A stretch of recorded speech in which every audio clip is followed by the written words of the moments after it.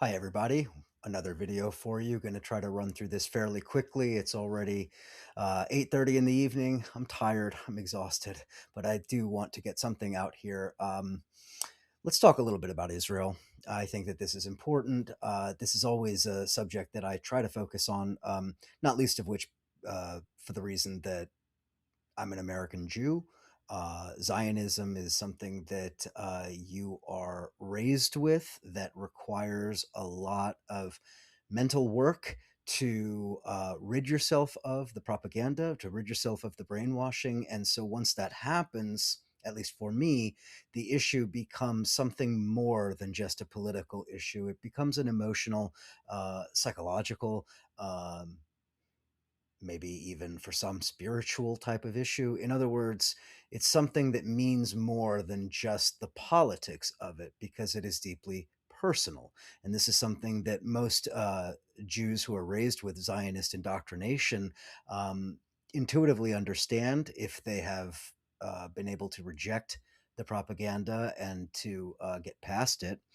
And for some who are not able to do that, Zionism and Israel somehow occupies this extraordinary place above politics, above morality, above everything, that somehow the rules don't apply when it comes to Israel, when it comes to Zionist propaganda and so forth. But of course, for those of us that live in the real world, for those of us that actually do have something like a moral compass and a political understanding and an ideological clarity and so forth.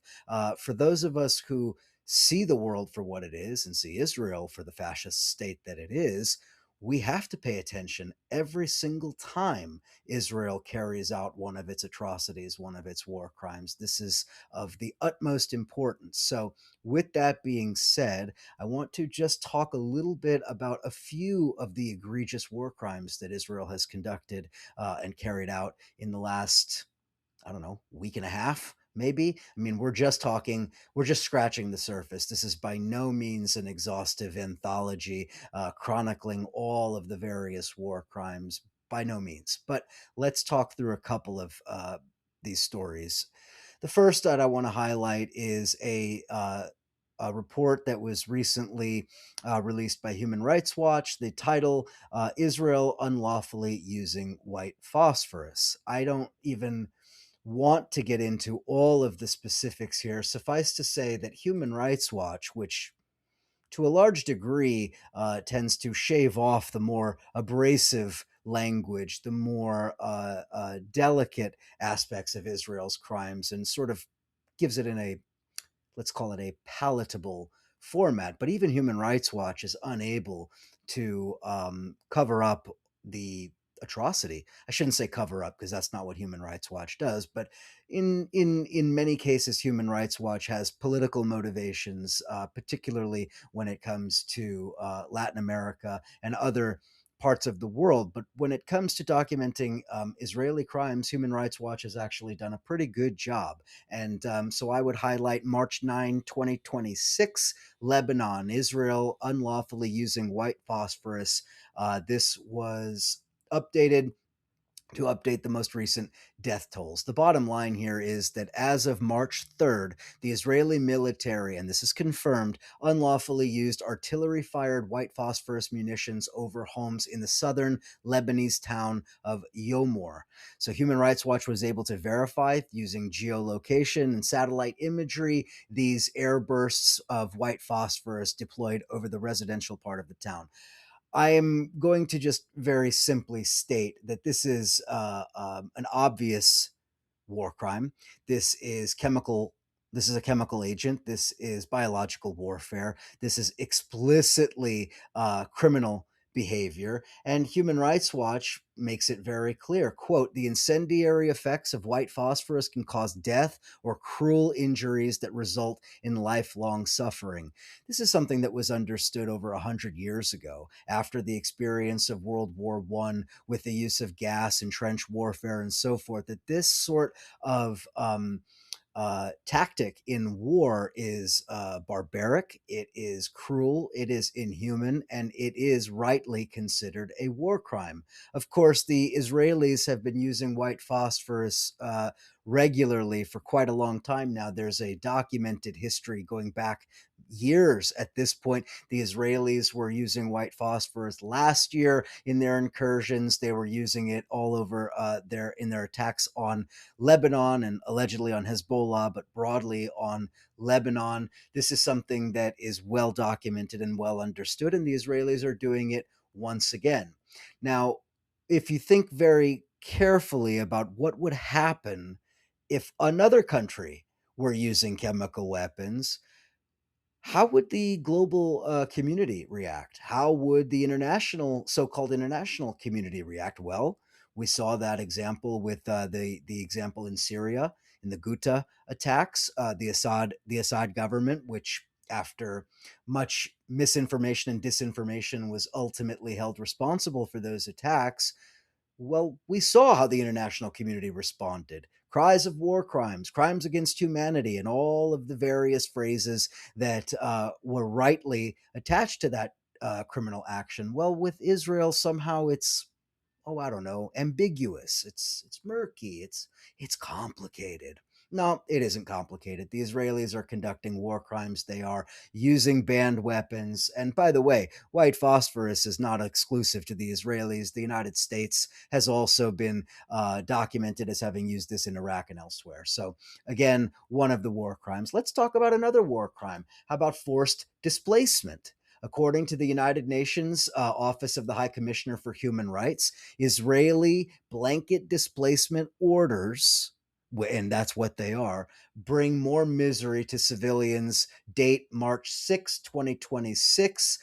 This is from the UN High Commissioner for Human Rights, the spokesperson Ravina Shamdasani. Now, again, I'm not going to go into all of the specifics here, but the bottom line is that the United Nations is recognizing that this is deliberate forced displacement. Now, we have to remember that the definition of genocide includes things like forced displacement. Now, we're not going to get into the question of genocide in Lebanon. We have clear genocide carried out by the Israelis in Gaza. We know that broadly speaking, they use these tactics throughout the region and carrying out their sort of greater Israel project.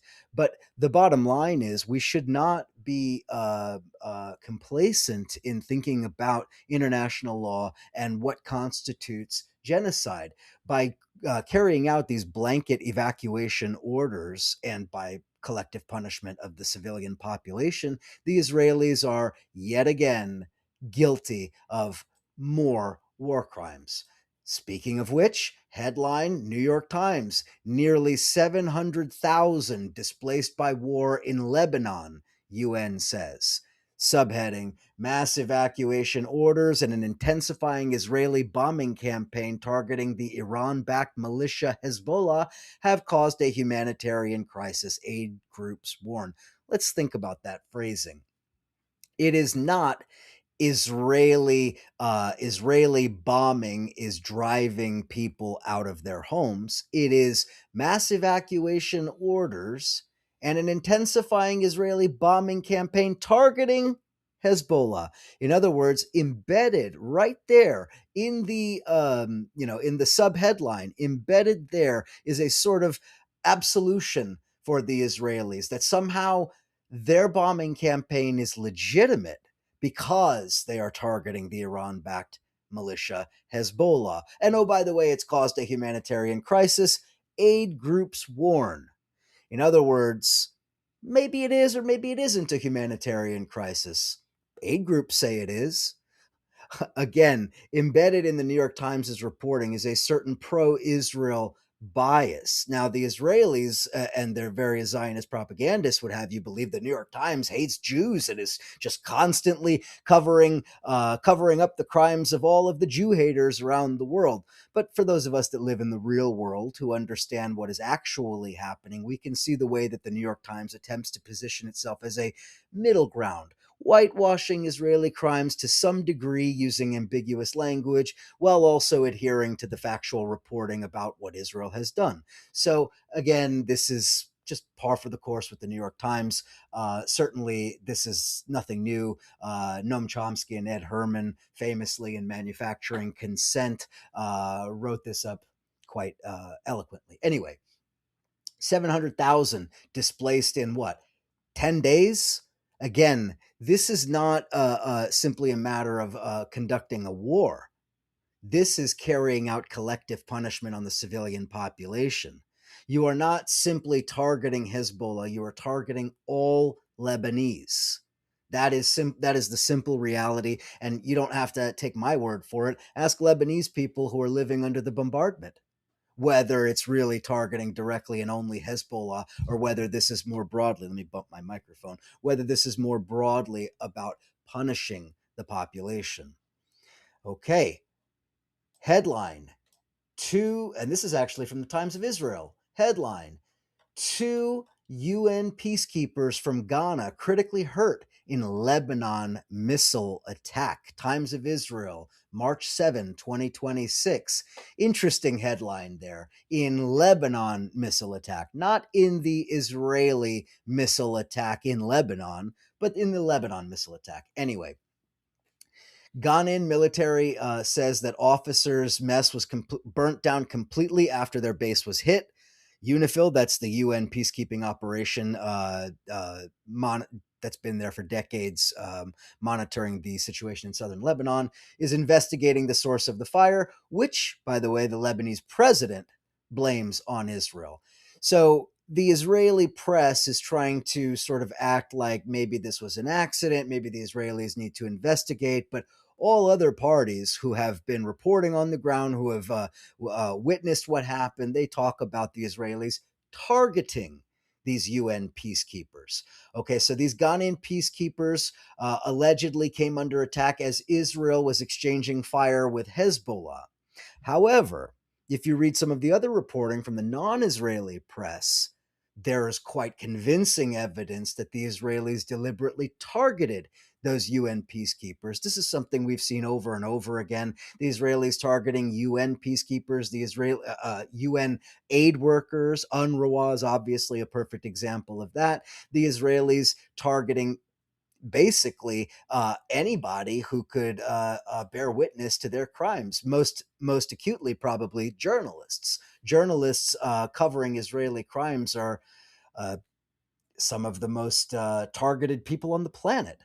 So when the United Nations comes out and makes these statements about what the Israelis are doing, when the UN Office of the Commission of Human Rights makes those statements, it is within the context of people inside the UN knowing, even if they don't say it openly, knowing that the Israelis have targeted those peacekeepers. The UN knows exactly what has happened here.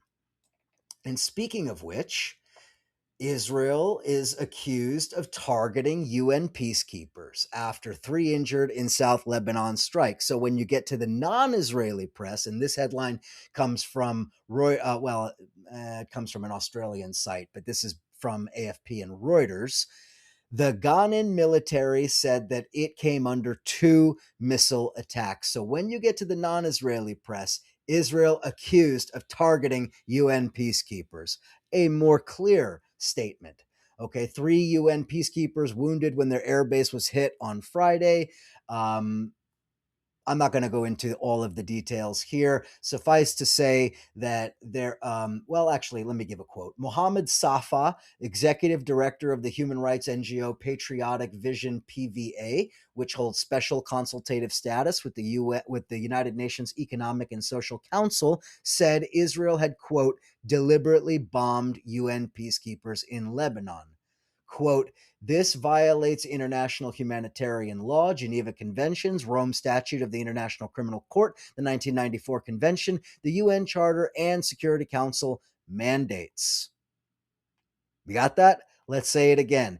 It violates international humanitarian law, the Geneva Convention, the Rome Statute of the International Criminal Court, the 1994 Convention, the UN Charter, and the UN Security Council mandates. blatant violation of all forms of international law by Israel. So when we talk about, or when I talk about Israel as a fascist state, it is fascist in the true political sense of the word. Look at the nationality laws, the ethnic purity laws, the way in which non-white minorities are treated inside of that country, even Jewish non-white Jews, let alone Arabs and others. Think about the apartheid, the legal structures of apartheid, the way in which Gaza is maintained as essentially a large concentration camp under siege year after year. You think about all of these things and you put them all together to understand that it is not Israel simply committing crimes because they are expedient in the moment. This is the habitual nature of the Israeli state, and that is part of the reason why it has come so close with Trump and with Putin for that matter. Both Trump and Putin and the Israelis understand that there really, in point of fact, is no such thing as international law. That's why Putin can invade Ukraine. That's why Trump can carry out the invasion of, well, it's not technically an invasion, the bombings of Iran, the kidnapping of the president of Venezuela, and so forth. Lawless criminal gangsterism. That's what Trump represents. That's what Putin represents. And that most certainly is what the Israelis represent. Ultimately, we have to understand that the world doesn't operate according to the post war consensus anymore. The Russians understand this perfectly. It's part of the reason why they did what they did in Ukraine, pointing directly to American criminality in Iraq. The neocons laid the groundwork for the Kremlin neocon adventure, which itself, in many ways, lays the groundwork for Trump's neocon adventure, and so forth. It is a self reinforcing, self replicating cycle of imperialism, regional imperialism, global imperialism, and so forth.